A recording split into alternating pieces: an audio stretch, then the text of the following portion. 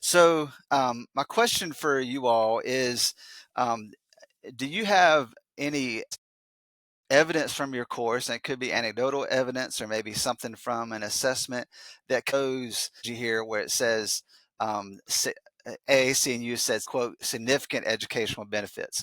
So what have you seen from your writing intensive courses that kind of support that? Yeah, I mean, I think the research that has really inspired me, or that kind of guides a lot of the way that I approach classes, as well as the way that the QEP, the writing intensive courses here on campus, run, is the writing and learn research, which has been around for decades. That demonstrates that really students learn best when they're writing. And I'm looking at these sort of high impact practices that you have, and it obviously it's sort of gridded out, but almost all of those practices are going to involve writing in some way, I bet. And so, although writing intensive courses are just sort of focused on writing, it's also just a good practice for any kind of learning. And I think, anecdotally, we know this from our own experience. When we write, we think deeply about a topic. We think probably more deeply about a topic when we're writing about it than we do at any other point, right? When we're just sort of idly thinking about whatever. It's just a different type of process of learning when you're writing. And I think, there's plenty of research that bears this out. Even sort of neurological data, right? So like your brain just lights up all over the place, right? You're forming new neural pathways. When you're writing, that just isn't the case when you're doing any kind of other activity, because it is such a difficult and it just requires a sort of level of focus that you just don't see in other kind of activities, I think. And again, from our own experience of writing, we know that it can be transformative. We start a project that we're writing about something. We start a project thinking one thing and we leave thinking a completely other thing. That is, we've changed our mind as a result of the writing process, or we've changed our way of thinking about it, right? Maybe we come to the same conclusion, but our approach to the problem has changed dramatically. And so I think we want that kind of transformation for our students. And in order to do that, they need to write.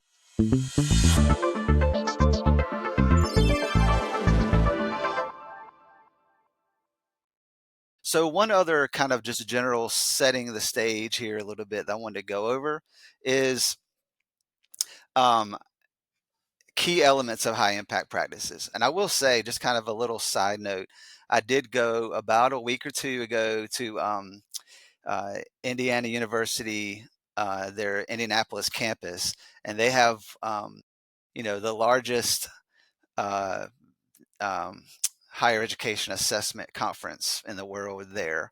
And so I went to that conference, and I'm telling you, like, high impact practices were just all over the place in sessions. So this is a relevant thing in higher ed that we want to obviously promote here at our university at Campbell. But if you're watching this or at different institutions around the world, it's something that I think is definitely it's not a new thing, but it's definitely continuing to trend upwards as far as looking at it's not just doing these practices, but it's again doing these practices well, which is key. What does that look like? And so I think there's a lot of research ongoing, and it's kind of started its own field.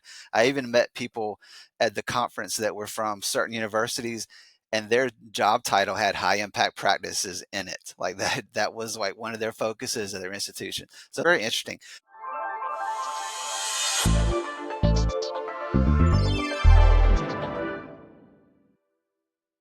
But again, just to kind of show these for our audience, ensuring quality and taking high impact practices to scale by George Q and Ken O'Donnell. And so AAC&U published this as part of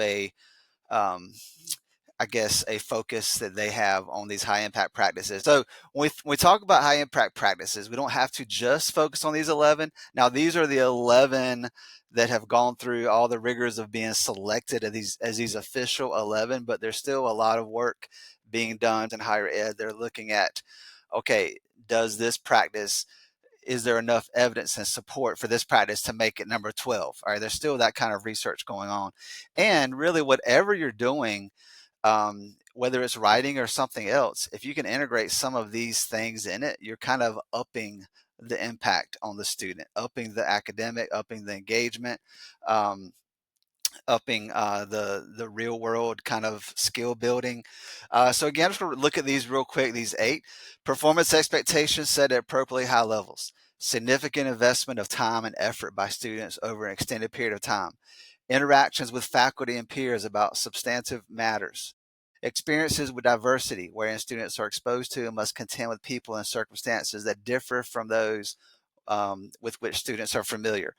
Frequent, timely, and constructive feedback.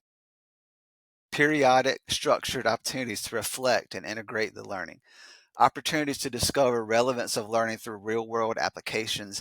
And finally, public demonstration of competence. So within those, Sherry or Eric, are there some that maybe stand out with what you've been doing with writing intensive courses, to where you have touched on some of those? I think it pretty much has all the elements with the exception of public demonstration of competence. We did not incorporate like a presentation necessarily or that, although students are sharing their work. So, but I think three of those elements of high impact practices that we're definitely intentionally incorporating would be experiences with diversity. And we're kind of defining that in a couple of different ways. We're teaching students about diverse disciplines and different lenses through which you can analyze a particular topic. So they are looking at the subject matter, the content of the class, from a sociological standpoint and a psychological standpoint and a biochemical standpoint, theological, and so on. So they're being exposed to a diverse number of academic disciplines. We also incorporated disability studies. So they're thinking about the issue of disability and how our society treats disability. And along with that, readings by diverse writers, such as we assigned a piece by a woman of color talking about the ways in which gender and race affect, who's like allowed to express sadness and in what way versus the imperative to demonstrate strength. So I think we've incorporated a good amount of diversity. We've also incorporated lots of interactions with faculty and peers. There's their peer review in the class that is built in throughout the semester. I asked students to reflect on it a little bit, which also connects to periodic structured opportunities to reflect and integrate learning. So one of my students wrote, I learned a lot by just having my peers review my work. A lot of things would have gone unnoticed without them. Plus, reading my peers' papers gave me a new insight on how other people approach their topics and how I can better improve mine. Although it is scary at first to let other people see your writing, reading it out loud and getting that feedback was the most helpful thing of all. So just really interacting with each other. I also I think we both incorporated work days where we have students actually work on the writing and they can ask questions as they go. We both provide recorded voice feedback on students' assignments, which I think is more personal and connects them a little bit better. We're also having them do informal reading responses where they think about what they're discovering with each new reading, how it relates to previous readings, how it relates to their ideas. So I think we're incorporating most of those into our course, but I think those are some that I would highlight: the interaction, the diversity, the interactions with instructor and peers, and lots of opportunities to reflect and integrate learning. The biggest assignment in the course is a synthesis paper, so integration is key. Awesome, thank you.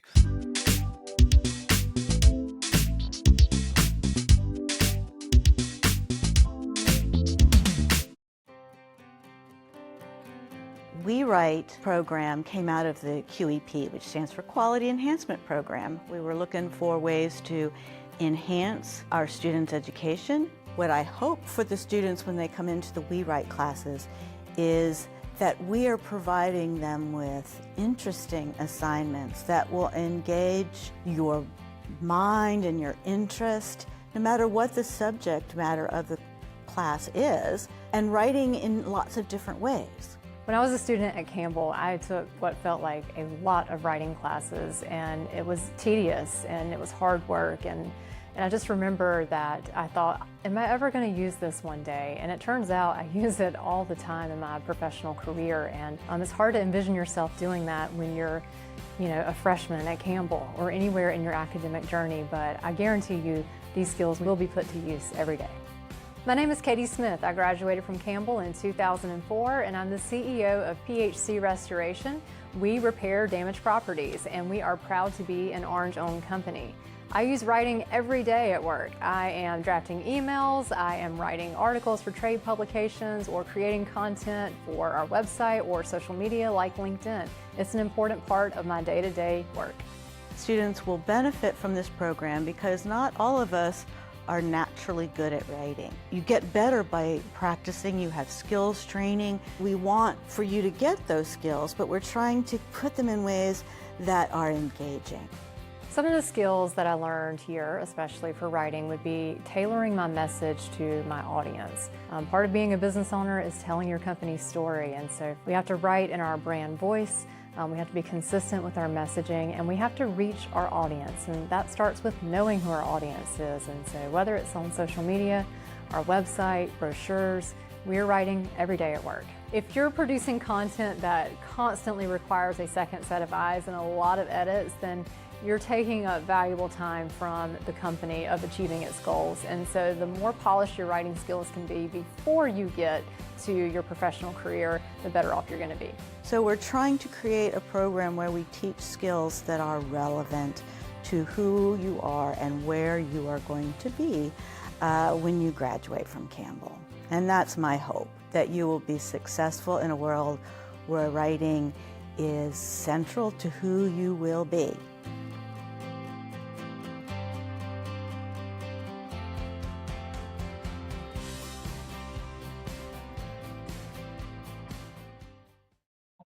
Well, I want to talk about the QEP.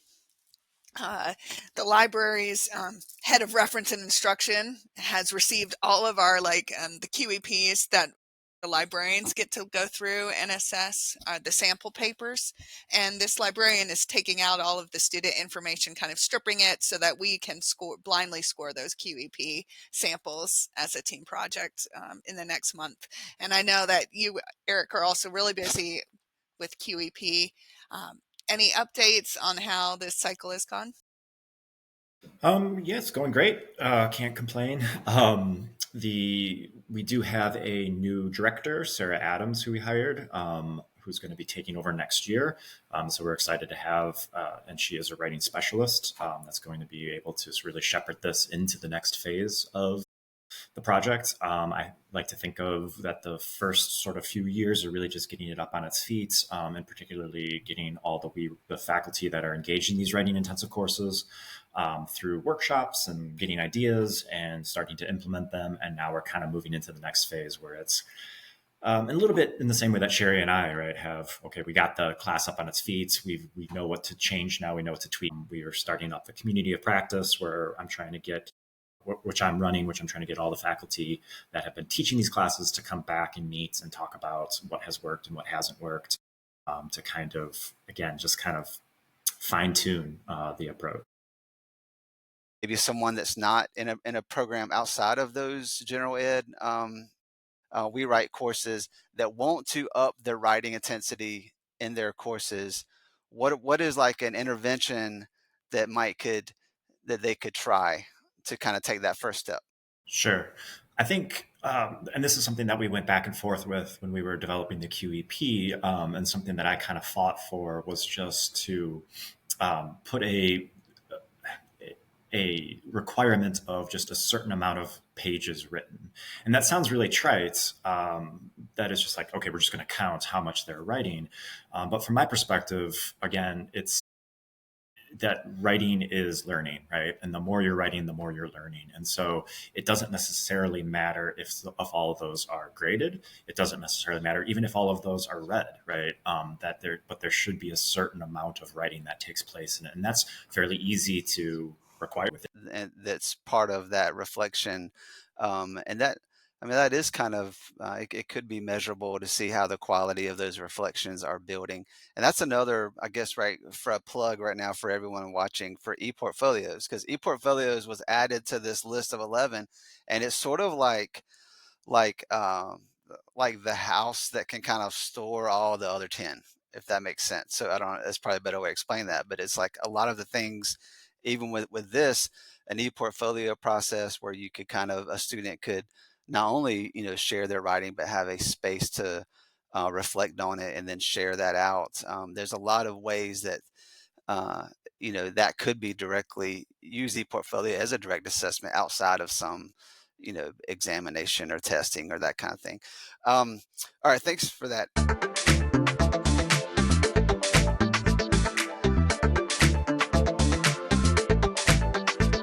The next time I teach it, I will be more intentional about explaining the rationale of everything, because I think it's important for students to understand why they're doing the assignments that they're doing.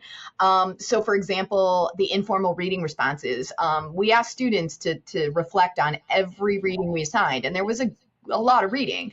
And a lot of the students have told me they found it helpful, but some are just like, why are we doing this? This is a lot. You're not commenting on them because we haven't been, I mean, it would be too much for us to track everything.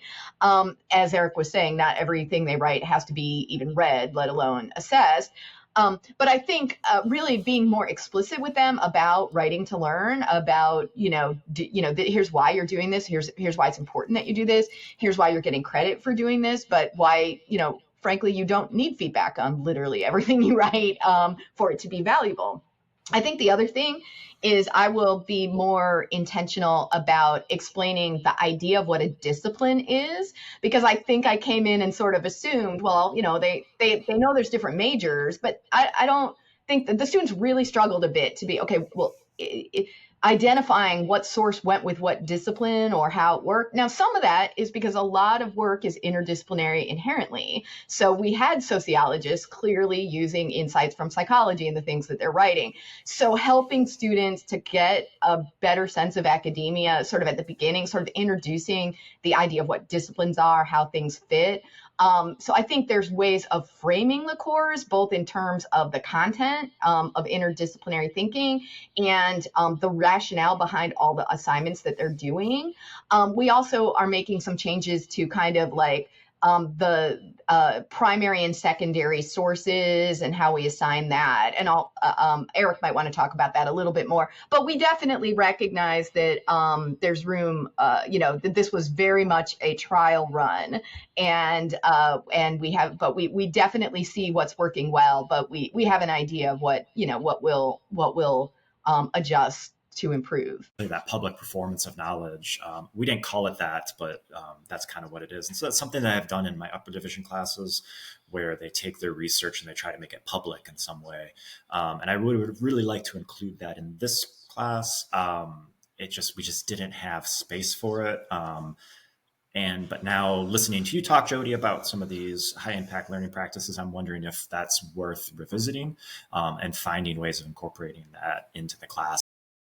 It'll be at the risk of dropping something else because it's just pretty jam packed as it is.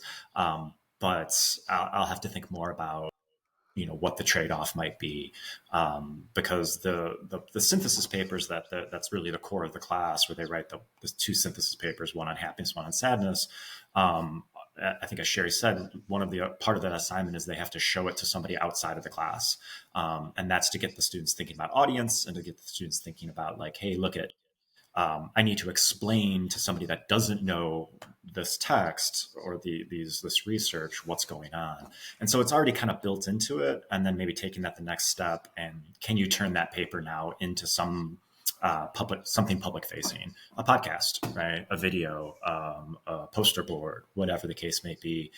So that's something that I've been thinking about a lot. Again, it's going to take a little bit more reflection to see where we can fit that into the syllabus. Yeah, that could be. I just wonder, like, I hadn't thought about this till just a second ago, but like, I know we have like an associate's degree in behavioral sciences, have psychology, programs, social work. We have a master's, I think, in mental health counseling. I wonder if like could be some connection there to like help find that audience or help like, get uh, that perspective into this work. That might be a cool like interdisciplinary crossover. Thank you guys for being with us today on our episode. Until next time, remember the exemplary learning experiences that we seek for our students can only be found when we have exemplary instructors. Be a hipster, Campbell. God bless. See you later. Thank you. Yeah. Thank you. Okay.